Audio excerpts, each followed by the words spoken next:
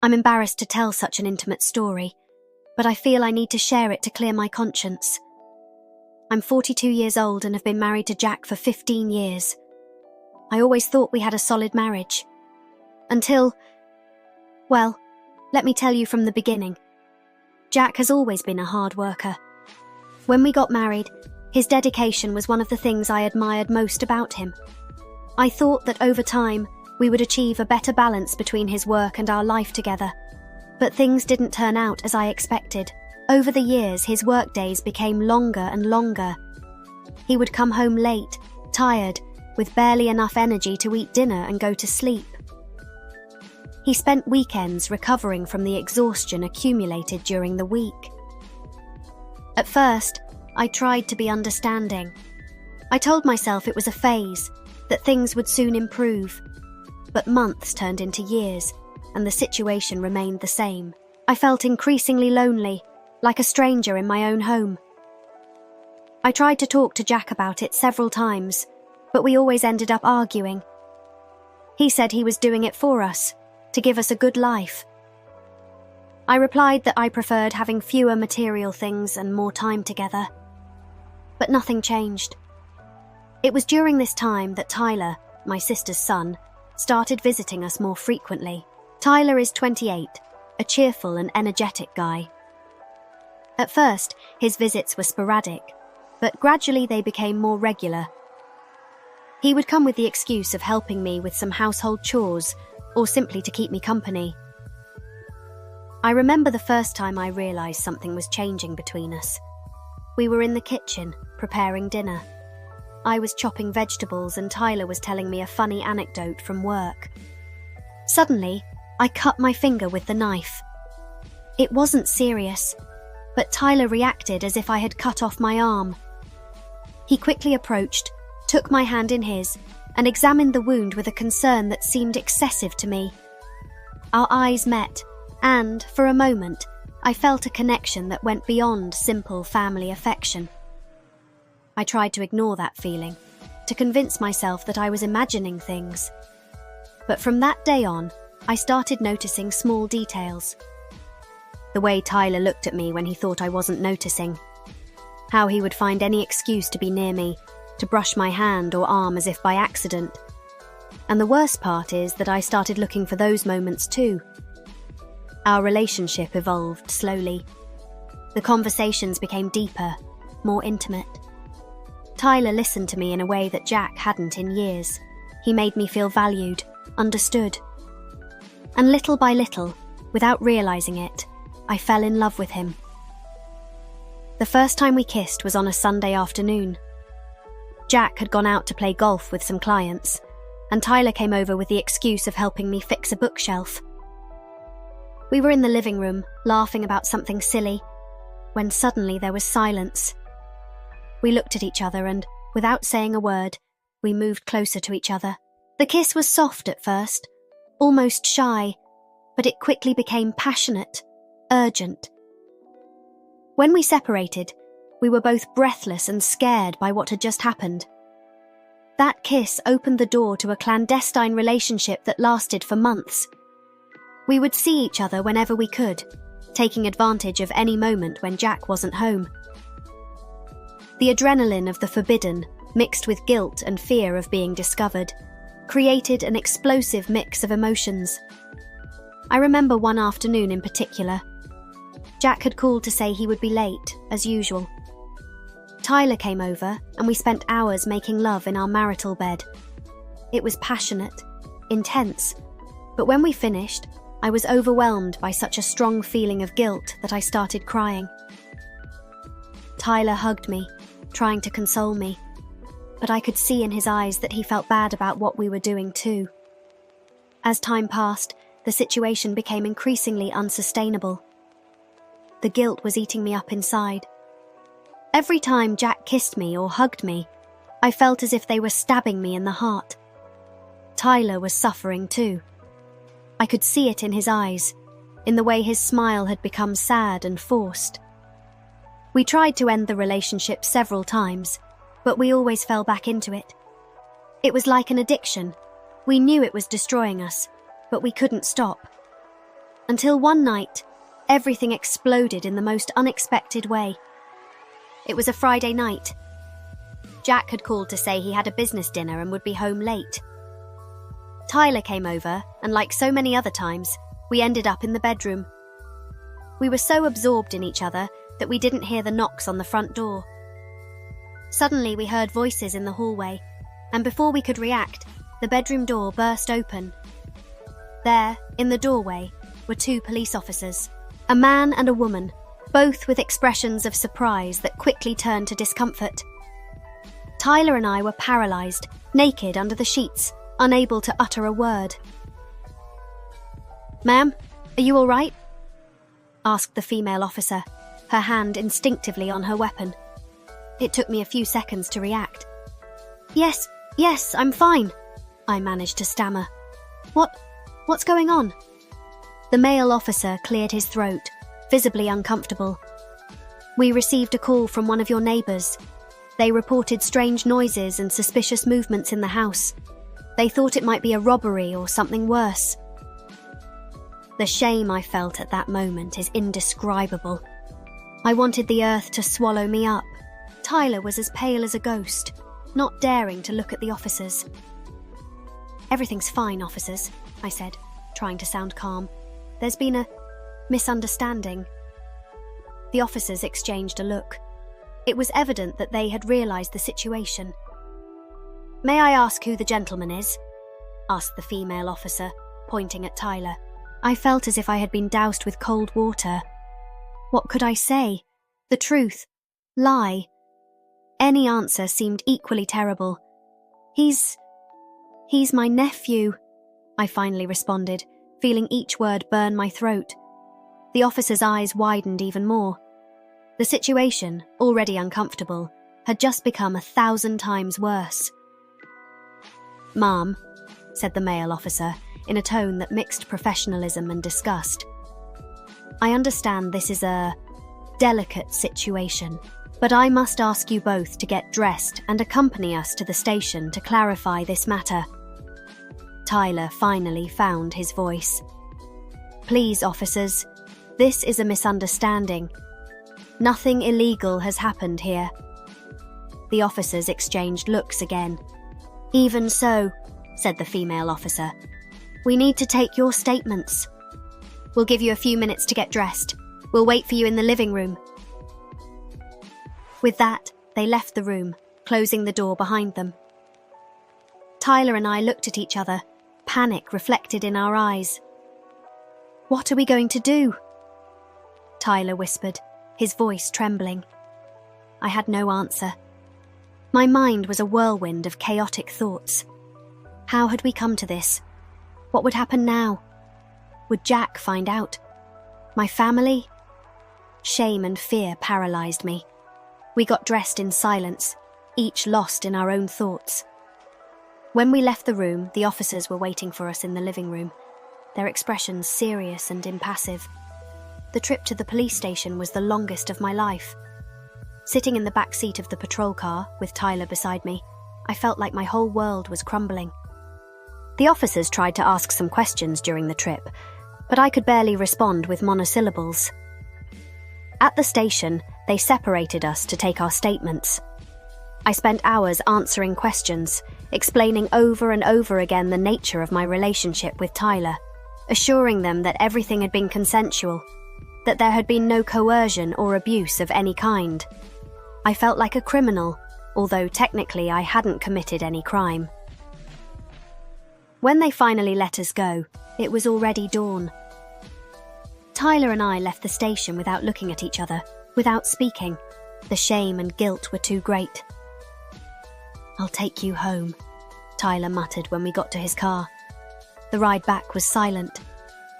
When we arrived at my house, Tyler turned off the engine, but neither of us made any move to get out. "Sarah." Tyler started, but I interrupted him. "No," I said, my voice broken. "Don't say anything. This has to end." Tyler nodded slowly.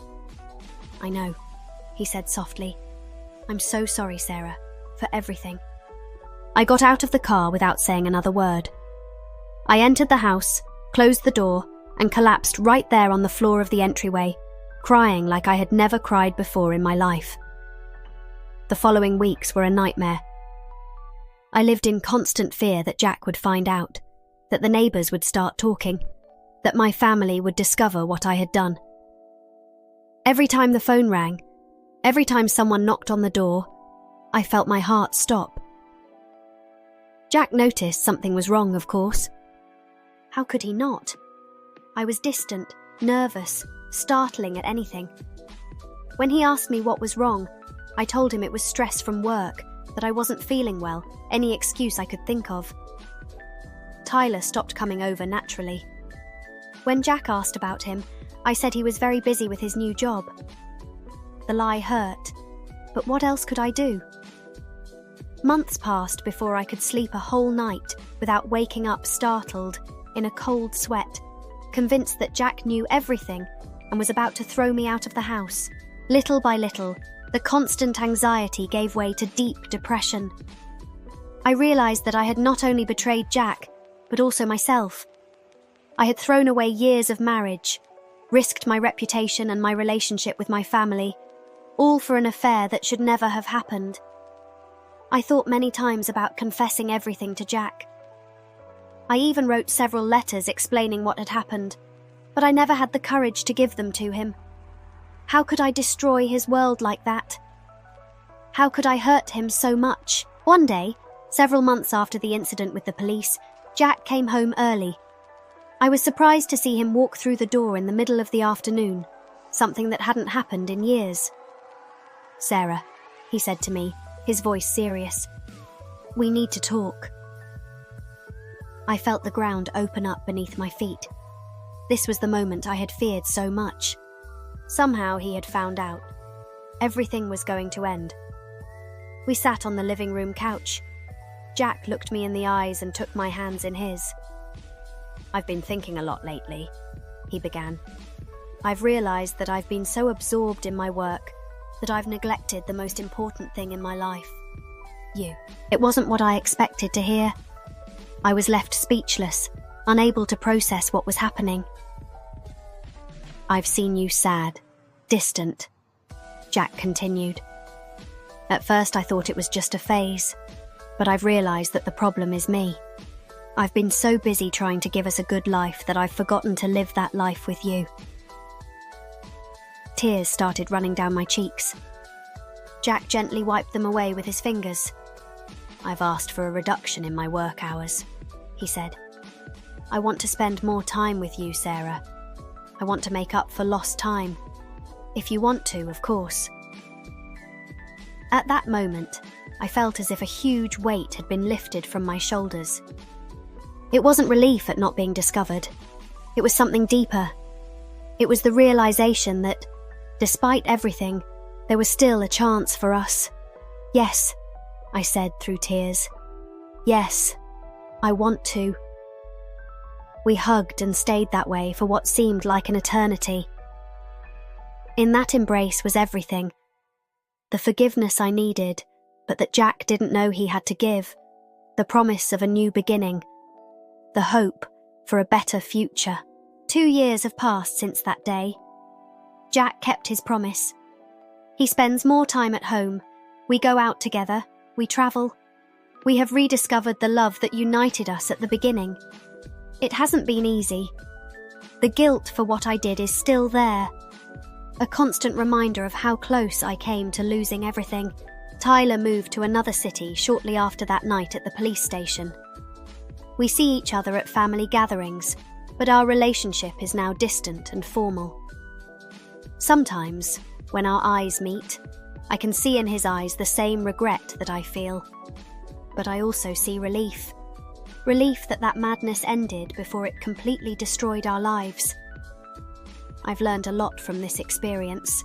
I've learned about the value of honesty, about the importance of communication in a relationship. I've learned that love is not just a feeling, but a decision that is made every day. And above all, I've learned to forgive myself. I don't justify what I did. It was a mistake, a betrayal of my marriage and my own values.